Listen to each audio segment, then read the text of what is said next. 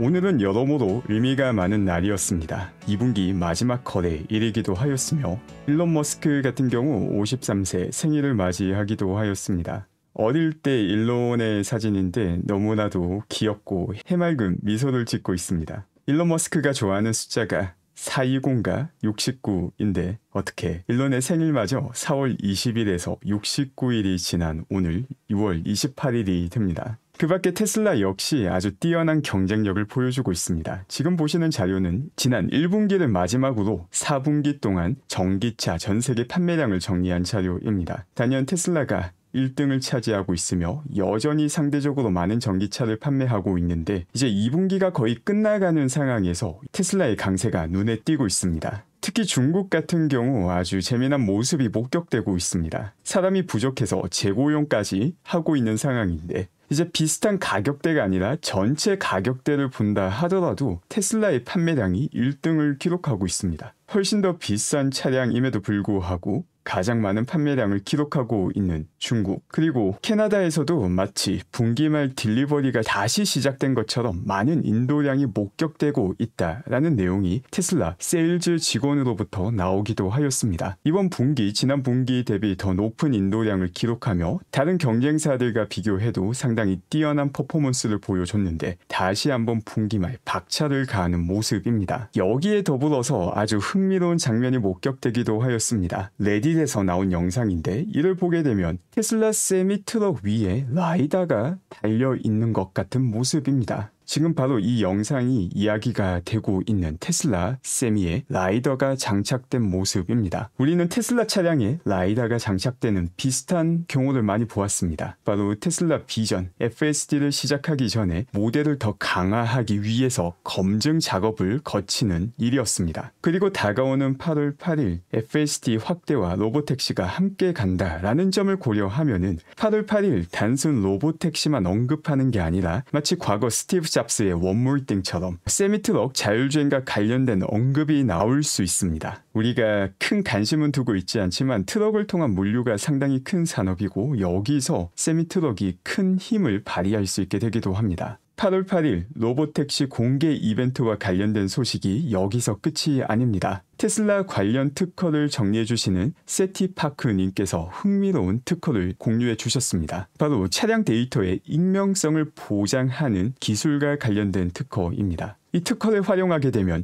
차량 빈넘버가 아닌 가명 식별자를 부여하여 어떤 차량인지 구분하지 않고 익명성을 가지며 네트워크를 유지할 수 있게 됩니다. 이 말은 로보택시 서비스에 특정 차주의 차량이 포함된다 하더라도 그 차주의 차량을 트래킹하는 게 불가능해지며 프라이버시를 보장할 수 있게 된다라는 의미입니다. 또 이 특허 안에는 차량 데이터 전송, 차량 지시 요청, 데이터 동기화 등의 내용이 들어가 있기 때문에 로보택시에 적용될 기술이라는 점이 상당히 확실해 보입니다. 착실하게 로보택시 준비가 진행되고 있다는 것을 볼 수 있습니다. 이와 함께 포드 CEO인 짐 팔리 씨께서 오늘 엄청난 글을 적으셨습니다. 장문에 사랑 고백글을 적었는데 그 사랑의 대상이 놀랍게도 전기차입니다. 그리고 상당히 잘 적은 글이기 때문에 가능하면 이 전문 글을 모두 다 보시는 걸 추천드립니다. 다만 이번 영상에서는 주요 내용만 함께 살펴보겠습니다. 저는 전기차를 사랑합니다. 그리고 이건 정치와는 아무 관련이 없습니다. 제가 전기차에 늦은 나이에 사랑에 빠진 이유는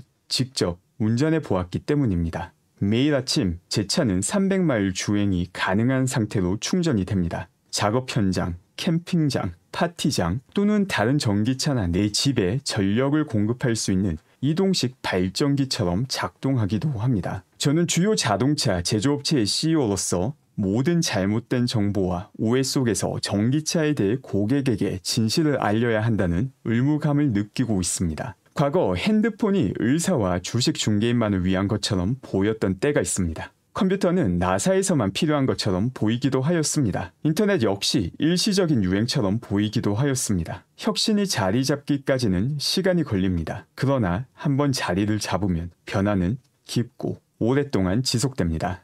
저는 다음 큰 변화가 소프트웨어로 정의된 전기차로 향할 것이라고 믿습니다. 많은 자동차 구매자들이 비용 때문에 전기차를 고려하지 않는 경우가 있습니다. 하지만 전기차를 사용하면 연료비에서 평균 64%, 유지 보수에서 27%를 절약하게 됩니다. 전기차와 비교 가능한 가솔린 차량 간의 비용 차이는 생각보다 적을 수 있습니다.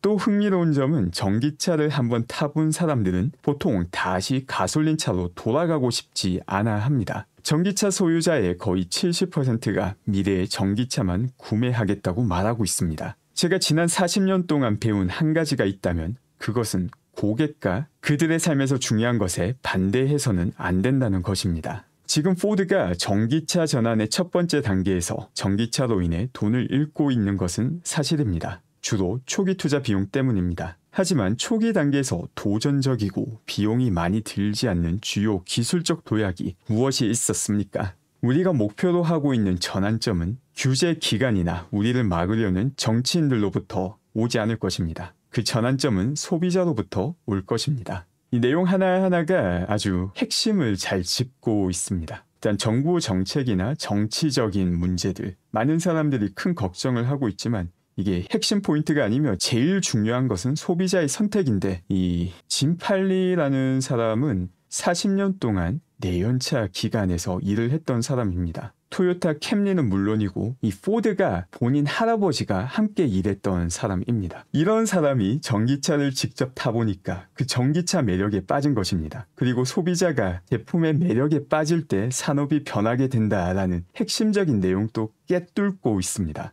아직까지는 이 전기차와 관련해서 잘못된 정보와 오해가 많지만 과거 새로운 산업을 창출하거나 기존의 산업을 뒤집었던 모든 혁신들이 똑같은 과정을 거쳤다는 것 역시 그대로 보고 있습니다. 그리고 이번에 다가오는 바로 큰 변화가 단순 전기차가 아니라 소프트웨어로 정의된 전기차다라는 것까지 꿰뚫고 있는데, 중요한 것은 이 모든 것이 테슬라를 묘사하는 것입니다. 현재 이 산업을 보게 되면은 테슬라를 제외하고 다른 모든 후발주자들은 전기차를 판매할 때마다 돈을 잃고 있습니다. 대량 생산을 하지 못하기 때문이고 차량 제조 원가를 낮추지 못했기 때문입니다. 그리고 처음부터 전기차를 개발해야 되기 때문에 초기 투자 비용 역시 아주 많이 들어가게 됩니다. 대부분 이렇게 돈을 잃다 보니까 내연차를 팔아서 수익을 내고 있는 기업들 같은 경우 전기차에 대해서 안 좋게 이야기하는 경우가 많습니다. 전기차의 전환이 빨라지게 되면 될수록 본인들의 밥줄이 사라지게 되기 때문이죠. 그런데 포드 같은 경우 전기차의 경쟁력을 그대로 이야기하며 초기 투자 비용 때문에 돈을 잃지만 반드시 거쳐가야 되는 단계다라는 것 역시 공개적으로 말하고 있습니다. 이 또한 테슬라가 가지고 있는 경쟁력을 잘 보여주는 것이며 OEM 중에서 포드는 최소한 전기차로의 전환 과정에서 살아남는 OEM이 될 가능성이 아주 높다라는 걸 보여주는 내용이기도 합니다. 또 일론 머스크가 이 글에 답글을 남기며 포드와의 브로맨스를 자랑하기도 하였습니다. 포드 같은 경우 차세대 전기차를 개발하고 있기도 합니다. 사실 많은 OEM들이 전기차 플랫폼 개발 계획을 발표하지만 대부분 무산되는 경우가 많으며 보여주기식 쇼로 끝나는 경우가 많은데, 최소한 짐 팔리가 CEO로 있는 포드에서는 이런 계획이 현실화될 가능성이 아주 높은 상태입니다. 전기차 산업이 더 커지기 좋은 환경이기도 합니다. 지금 보시는 리튬 가격을 보게 되면 2022년 말 피크를 찍고 계속해서 하락하고 있습니다. 2024년 초기를 보게 되면 10만 위안에서 가격이 더 내려가지 않으며 전기차 업체와 리튬 공급 장기 계약에서 이 10만 위안을 하한선으로 잡았던 것이 아니었는가 생각이 되는데, 최근 들어서는 이 10만 위안까지 붕괴가 되며 가격이 추가로 하락하고 있습니다. 그리고 동시에 배터리 생산 기업의 공장 규모는 점점 더 커지고 있습니다. 파나소닉 역시 제조 공장 확대를 이야기하고 있으며, 테슬라 기가 네바다에서 배터리를 생산하며 얻었던 노하우를 바탕으로 더욱더 효과적인 공장을 만들 것이며 세계에서 가장 큰 배터리 제조 공장을 만들 수 있을 것이라고 믿고 있다고 밝혔습니다. 이 시설 같은 경우 2025년 봄까지 오픈을 목표로 하고 있기 때문에 얼마 지나지 않아서 또 대규모 배터리 생산이 추가가 되게 되는 것입니다. 이처럼 전기차 시장의 미래는 아주 밝지만 이 내부를 들여다보게 되면 극과 극의 상황이 펼쳐지고 있습니다. 지금 보시는 자료는 오늘 공개한 폴스타의 2023년 회계 자료입니다. 사실 지금 이 시점에서 2023년 어닝을 공개한다는 게 말이 되지 않는 거죠. 문제가 많았기 때문에 미루다가 오늘에서야 2023년 회계 자료를 공개하게 된 것입니다. 그런데 그 내용을 보게 되면 문제가 심각하다는 것을 많이 볼 수 있습니다. 일단 임페어먼트가 발생하게 되었는데 그 규모가 450밀리언 달러로 상당히 큰 규모입니다. 일단 이 임페어먼트라는 게 뭐냐면 기업이 가지고 있는 자산의 가치가 장부 가치보다 훨씬 더 낮아진 상태가 되었기 때문에 실질적인 가치로 맞추기 위해서 장부 가치를 낮춰버리는 과정입니다. 그러니까 뭔가 설비가 있거나 공장이 있거나 혹은 재고가 있거나 높은 장부 가치로 기록이 되어 있는데 이게 제대로 활용을 못하거나 혹은 시간이 지나고 실제 시장에서 거래되는 가치가 급격히 하락하였을 때 발생하는 게 임페어먼트입니다. 이 규모가 450밀리언인데 이걸 잠깐 기억해 주시기 바랍니다. 그리고 대차 대조표를 보게 되면 현재 가지고 있는 유동 자산을 볼 수 있습니다. 2023년 말 기준 유동 자산이 2.2 빌리언 달러를 가지고 있습니다. 그런데 이 안에서 대부분을 차지하는 유동 자산이 재고입니다. 이제 폴스타 같은 경우 전기차이죠. 아직 판매가 되지 않은 미리 만들어둔 차량이 재고로 그 가치가 집계가 되게 됩니다. 거의 1 빌리언 달러입니다. 그래서 이걸 제외하고 나면은 실제 폴스타의 유동 자산은 1.3 빌리언 달러 정도밖에 되지 않습니다. 물론 이게 전부 다 현금화가 안 되는 건 아니고 일부는 현금화가 되겠지만 생각보다 시간이 많이 걸릴 수 있습니다. 왜 그런지를 보게 되면 폴스타의 판매량이 급감하였기 때문입니다. 시장 환경이 많이 바뀌었는데 그동안 제조 원가를 낮추지 못했기 때문에 여전히 고가로 차량을 판매하다 보니까 차량이 팔리지 않고 재고로 계속 쌓여 있는 것입니다. 그렇기 때문에 이 재고를 제외하고 본다면은 실제 사용할 수 있는 현금이 1.3 빌리언밖에 되지 않는데 매 분기 얼마의 돈이 나가는지를 보면 800밀리언 달러라는 돈이 나가고 있습니다. 매 분기 800밀리언이라는 돈이 나가게 된다면 폴스타는 2분기면 현금이 떨어지게 됩니다. 어디서 투자를 받아서 자본 확보를 하지 못한다면 파산의 상태가 되게 되는 것입니다. 이 전기차 산업이 미래임은 분명하지만 미래라고 해서 모든 전기차 제조사들이 밝은 미래를 가지고 있는 게 아닙니다. 이 안에서 극과 극으로 나뉘고 있고 앞서 포드 CEO가 설명한 이상적인 조건을 모두 다 갖춘 게 바로 테슬라입니다. 테슬라 같은 경우 지금까지 설비 투자를 미리 효율적으로 해왔기 때문에 이익을 보면서 전기차를 판매하고 있는 상황이고 여기에 추가로 미래를 대비하기 위해서 저가형 전기차를 만들어서 더욱더 큰 도약을 하기 위해서 지금 상황에서도 엄청난 규모의 설비 투자를 하고 있습니다. 거기에 더불어서 테크 기업들도 제대로 못하는 엄청난 규모의 AI 투자도 동시에 진행하고 있습니다. 그만큼 지금까지 쌓아둔 현금이 많을 뿐만이 아니라 매 분기 여전히 현금 흐름이 튼튼하기 때문에 이런 엄청난 투자를 이어나갈 수 있는 것이죠. 현재 산업 전체가 엄청나게 좋다라고 말을 할 수 있는 상황은 아니지만 그 상황 안에서도 크게 도약할 수 있는 미래를 잘 준비하고 있는 테슬라, 그리고 그렇지 못한 기업들 아주 극명하게 나뉘는 것을 볼 수 있습니다.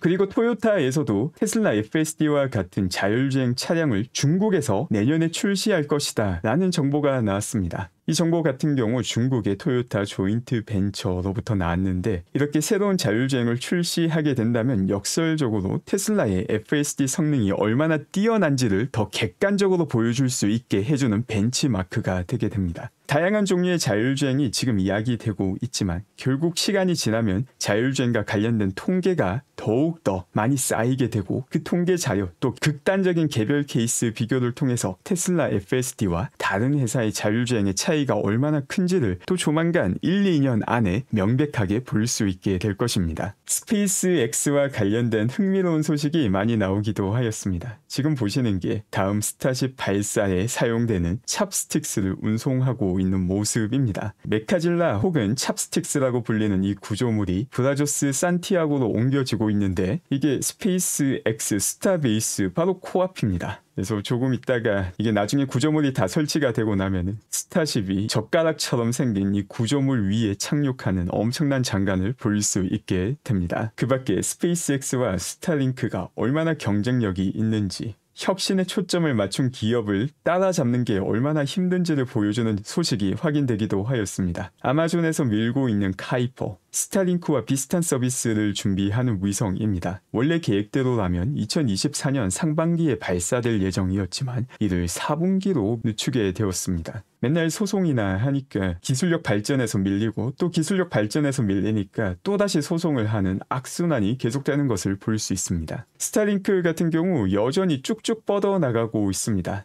더욱더 많은 크루즈에서 스타링크를 활용하는데 크루즈에서 스타링크를 활용하는 게 이게 생각보다 의미가 있는 일입니다. 일단 크루즈라는 것 자체가 스타링크를 활용하기에 최적화되어 있는 환경이고 또 크루즈에서 인터넷 사용 비용이 높은데 엄청나게 느립니다. 그런데 스타링크를 사용하면은 이 수천 명이 빠르게 인터넷을 사용할 수 있기 때문에 그 파급력과 스타링크의 위력을 아주 잘 보여줄 수 있는 서비스 중 하나이기도 하며 아직까지도 사실 많이 퍼져 있지 않은 상황인데 이제 조금만 지나면 대부분의 크루즈에서 스타링크를 활용할 수 있는 시대가 열리게 된다고 봅니다. 유럽에서도 스페이스X의 경쟁력을 뽐내고 있습니다. 정지 궤도로 발사 예정의 위성이 원래는 아리안 6 로켓을 통해서 발사될 예정이었는데 유럽 정부가 이를 취소하고 스페이스X의 펠컨 9 로켓으로 옮겨 타게 되었습니다. 왜 이런 결정을 내렸는지를 보게 되면 일단 정지 궤도라는 게 훨씬 더 높은 궤도입니다. 그런데 아리안 6 로켓 같은 경우 정지 궤도를 위해서 개발된 게 아니기 때문에 조금 변형을 해서 발사를 해야 되는 상황이었습니다. 그러다 보니까 상당히 비싼 위성인데 혹시나 실패할 가능성도 있다라고 판단을 해서 안정성이 보장된 스페이스X의 로켓으로 갈아타게 된 것입니다. 스페이스X 같은 경우 요즘 매주도 아니죠. 스페이스X 로켓 발사는 거의 일상이 된 상황이고 안정성이 증명이 된 상황이고 또 새로운 로켓도 계속해서 개발하는 상황이기 때문에 이 로켓 발사 시장 역시 스페이스X가 사실상 장악을 한 상황이다. 일론 머스크가 가지고 있는 모든 기업들이 기술력에 초점을 맞추고 정치나 소송 이런 새길에 초점을 맞추는 게 아니라 정도를 거르며 기술력에 초점을 맞춘 결과 시장에서 압도적인 경쟁 우위를 자랑하고 있다는 것을 볼 수 있습니다. 제가 준비한 내용은 여기까지이며 오늘 또 방송 함께 해주신 분들 감사드리며 즐거운 하루 되시기 바랍니다.